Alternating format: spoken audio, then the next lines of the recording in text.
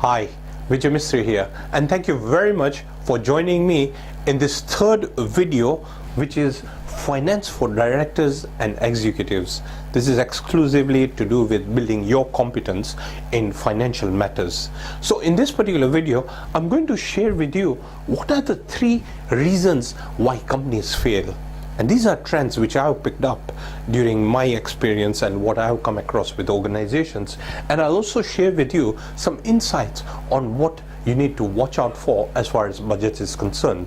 So let's move straight to what are some of the 3 reasons why companies fail. The first is financial evaluation and follow-up. There are many organizations which I've noticed do not have that financial evaluation in place. Finance is the nexus, it is the central point of growth for all organizations. All decisions made directly or indirectly impact the growth of your organization. So the functioning activities of your organization is all based on financial evaluation, and this is one of the reasons I notice organizations struggle. And the other one is follow-up. It's very easy to come up with a strategy or to come up with a mental roadmap as to where you want to do, or a recipe for earning revenues. But when it comes to the follow-up and when it comes to the revisiting and looking into what needs to change, that seems to be missing and a big disconnect. And this is where competitors take an edge. So it is something that you need to make sure that there is that constant follow-up every now and again. And follow-up should move towards transforming. It should move towards evolving. So you have to keep on progressing. That is what the key strategy is here. The second problem is risk slippages. In many instances, I've noticed that risk is not fully thought through. Now, there are different types of risks. There's the hazard risk, strategic risk, operational risk, and financial risk. But when you look at it from a holistic standpoint, you will note that there are other elements which are not taken into consideration. Now, here's a tip for you.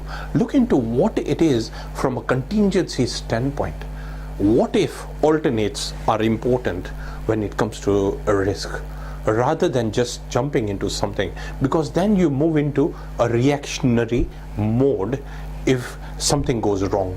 So you need to overcome that by making sure that all the alternates are thoroughly thought through before making any decisions. Take some time and look at it from that particular standpoint. And the final one that you really need to look into is weak in questioning. Many leaders, what I note is that they don't ask the right questions. And sometimes some questions may be basic questions, but they can really have a big impact to the growth of the organization. Whether it is offline or whether it is during meetings, it is very crucial and important to make sure that there's clarity, there's simplicity, and there's full awareness and understanding of what is happening in the organization.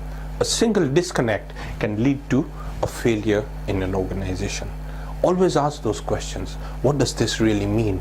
What are the competitors doing? What are the external conditions? How can we improve our revenue mix? How can we improve the efficiencies within our organization? What else can we do to bring in new products? And what will that really mean to our recipe for growth? So these are just some of the questions which I'm sharing with you, but keep on asking those right questions, because that is going to lead not only to growth in your organization, but having that competitive edge. And that's where you need to move towards, having excellence in whatever you do. So I hope this is going to help you in making sure that you have the right construct in place. Let's move on to the second bit, which is on budgets, what to watch out for. The first one is buffers and slack. I've noticed in many organizations that they have these buffers and slack. It is very good to have contingency and sinking fund in your organization so that there is something kept for a rainy day. but be very careful about the buffers and slack that you put in place, because that may lead to complacency.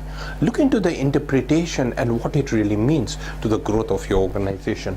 A second point that you need to look into is lack of relevant correlation and interpretation. Recently, I was going through a budget of this large manufacturing organization, but the correlation and the interpretation was missing. The linkage between administration and finance, there was a gap there, and that interpretation was missing. So what do you really need to look into when it comes to budgets? Make sure there is meaning behind each and every allotment and allocation of any figure or expense or whatever it is that you have in your budget. Look into it and see how that can help you in your organization. The third, overcommitting. I've noticed that people, especially sometimes managers, what they do is they will say that this budget is enough for us, and they overcommit and they overstretch themselves. While it is good to drive excellence in an organization, but it is also good to be realistic and pragmatic about issues. So you need to be very careful about what it really means. This is why I keep on saying interpretation is very, very crucial. Why? What is the reason behind it? Keep on asking those questions. Another important point, standard percentage increase. In one chemical industry, I remember that what they were doing is just adding a 10% static amount to the whole budget of the last year. Now that doesn't happen in reality. You need to move away from that static model and move into something which is more meaningful. Don't just add a certain percentage without having a meaning behind it. It may mean coincidentally that each and every expense may be increasing by 3% or 5%, but at the end of the day, so long as it has the right meaning, it will be more impactful. So look into the budget with more close attention and see what it really means. And finally, many consider the budget as a usual exercise. Yet it is an important tool to the meaning, the growth and the future of your organization. So make sure that everybody is fully immersed. There is that collective thought process, and ensure that there is productivity from this whole budget process, because it would be a waste of time if it has been considered as a usual exercise. So I hope this is going to help you, and I hope you can take home a couple of points and apply in your organization and see the impact it's going to make. Transform whatever you're doing. Look into thought leadership and move to another level altogether.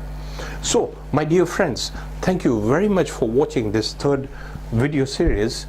Again, the website is www.financefordirectors.com, and I will share with you one more video. There's one more video where I would like to demonstrate this particular program which I have developed, and it's called Finance for Directors and Executives. So I will share with you, I'll demonstrate this particular program and see if this can help you, your organization further.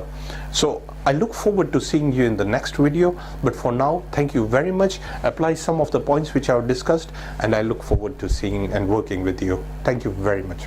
Bye for now.